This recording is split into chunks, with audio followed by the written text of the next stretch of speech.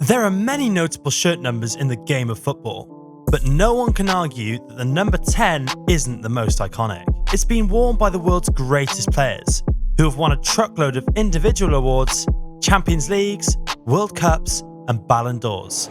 Brazil's Rivaldo is certainly one of them, and I can bet that he was one of your favourite playmakers from back in the day. The legendary attacking midfielder was loaded with so much skill and talent that he could even play as a striker if he wanted to. Besides his great passing ability, he could also dribble past defenders with the silkiest touches and go for goal for himself if need be. But that's not all, as Rivaldo was also a dead ball specialist who could bend in unbelievable free kicks and smash in penalties. His deliveries from crosses and corner kicks were spot on too. Now, did you know that Rivaldo is Barcelona's 9th highest all-time goal scorer? Yeah, the World Cup winner turned in as many as 130 goals in as little as 235 matches, and that is absolutely outstanding for a midfielder. But of course, being a great number 10 is more about playmaking, not goal scoring, and this is where Dennis Bergkamp comes in. The legendary Dutchman never won the Champions League or the World Cup, but his talents were too sublime to ignore. In the history of football, there are only a handful of number 10s that were as artistic as Bergkamp was with the ball. He was a true magician who could create scoring opportunities from practically nothing. His exceptional vision and awareness of his teammates' positions helped him achieve this, and he didn't need that many touches on the ball either. The player fondly called Dennis the Menace had his best days at Arsenal, where he won the English Premier League twice, including the legendary 2003 to 2004 winning season, where the Gunners ran through the entire campaign undefeated.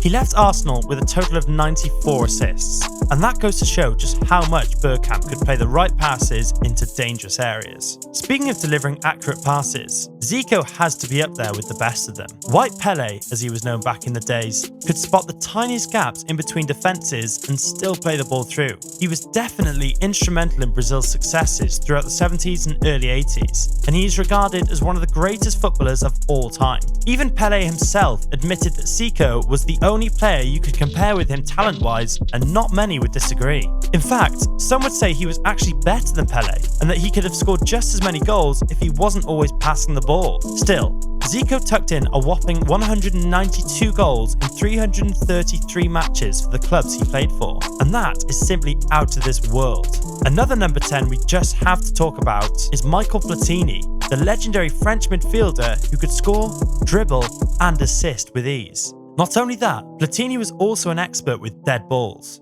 and boy, you wouldn't want to be the keeper trying to stop him from burying his penalty kicks. The man was super deadly from the spot, as well as from free kicks, making him the go-to guy when the ball is placed anywhere in the opposition half. To his credit, he won as many as 3 Ballon d'Ors and was named as part of FIFA's Team of the Century. Now, if we're going to talk about great teams, we have to mention Barcelona's Dream Team, which featured a certain Dane named Michel Laudrup. This number 10 was so good that he was the main man in a team that had Johan Cruyff in it. Without a doubt, he is Denmark's greatest ever player, and the likes of Raul, Pep Guardiola, and Andres Iniesta have even called him the most talented player of all time. That's a huge compliment considering all the soccer greats out there, but it's a compliment well earned, thanks to his sharpness, quick thinking, passing ability, and sublime dribbles. But wait, how can we talk about dribbles without mentioning another iconic number 10, Ronaldinho? The Brazil and Barcelona legend could have easily been number 1 on any other list, but all the same, no one could deny that he's one of the most naturally gifted footballers in history. Ronaldinho redefined what it meant to have footballing skills, as he was doing things no one else had ever done with the ball, and he popularised the act of playing free kicks low on the ground to beat a jumping defensive wall. Yes, Ronaldinho is responsible for defenders laying flat on the grass behind their walls to prevent free kick takers from rolling the ball into the net. Now, if you're still having doubts about his footballing genius, just ask Lionel Messi who his mentor is. While you wait for an answer, let's talk a little bit about Zinedine Zidane, who, like Platini, is one of the greatest French players of all time. The man who wore the number 10 jersey so proudly isn't just a World Cup winner with France, he's also a UEFA Champions League winner with Real Madrid. Speaking of which, do you remember his breathtaking volley against Bayern Leverkusen in the 2002 final? You can watch that clip over and over again and still not get tired of it. Zidane was a technical genius who could hold up the ball, dribble, pass, and score with both feet and his head.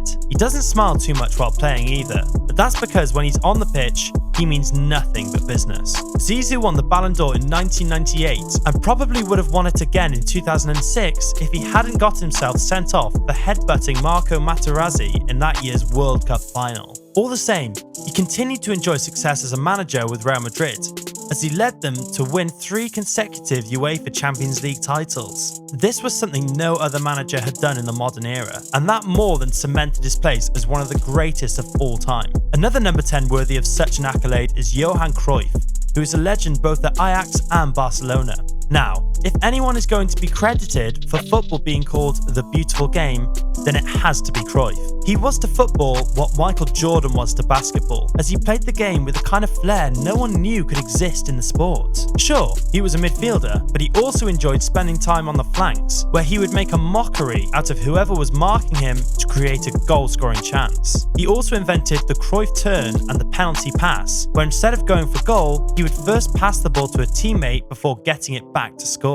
This move was so iconic that Lionel Messi replicated it during his Barcelona days by passing the ball to Luis Suarez instead of scoring the penalty himself. Speed, awareness, and great agility all made Johan Cruyff the man no defender wanted to be caught in a one-on-one situation with. And the same could be said of another iconic number 10, Diego Maradona. Sure, Cruyff was a master when it came to one-on-one situations, but Maradona showed the world that he could dribble past an entire football team. You doubt me? Then it means you've never seen his amazing solo goal against England, where he picked up the ball from his own half and dribbled his way to the opposition goal. He didn't stop there either, as he also dribbled past the England keeper before slotting the ball home. Who in the world does that? No one. And Maradona's wonder goal is still regarded as the greatest World Cup goal of all time. The 1986 World Cup winner also helped Napoli win 2 Serie A titles, and as we speak, Napoli's home stadium is named after him. His skills were out of this world, so much that he became a case study for any upcoming player who wanted to learn how to dribble effectively. Now, Maradona could have easily been called the greatest Argentine player of all time, and certainly the best number 10. But now that Lionel Messi has finally won the FIFA World Cup, I guess that title belongs to the Inter Miami player. Yes, without any question, Lionel Messi is the best number 10 the world of football has ever seen. He can do everything every other great number 10 could do, plus a whole lot more. I mean, where do I even start from? I already mentioned that he's a World Cup winner, but he's also won many La Liga titles, multiple UEFA Champions League titles, Copa del Rey's, World Club Cups, and a Copa America. He's also Barcelona's highest all-time leading goal scorer, as he smashed Gerd Muller's record of most goals scored in a year by banging in a jaw-dropping 91 goals in the space of 365 days. Messi also holds the record for the most Ballon d'Ors, with as many as 7, and who says he won't pick up his 8th in 2023? While we wait to see if he'll make more football history, jump into the comments below and tell us about any other number 10s that deserve a mention. And if you enjoyed watching this video, give it a thumbs up and subscribe to the channel. See you in the next one.